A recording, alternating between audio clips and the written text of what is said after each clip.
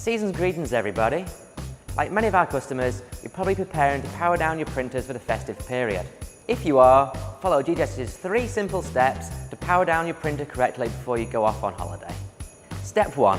Follow the recommended shutdown and storage procedures for your printer as outlined in the manual or in the emails you've received from a GJS team or on a GJS knowledge base. Step 2. Store your printer and inks within the recommended environmental conditions, which is 15 to 25 degrees Celsius with a 35 to 85% relative humidity with no condensation. Just bear in mind, each printer can be different, so consult your user manual if you're unsure. Step 3. If your printer is to remain powered on during the holiday period, we recommend connecting it to a UPS or at least a surge protector.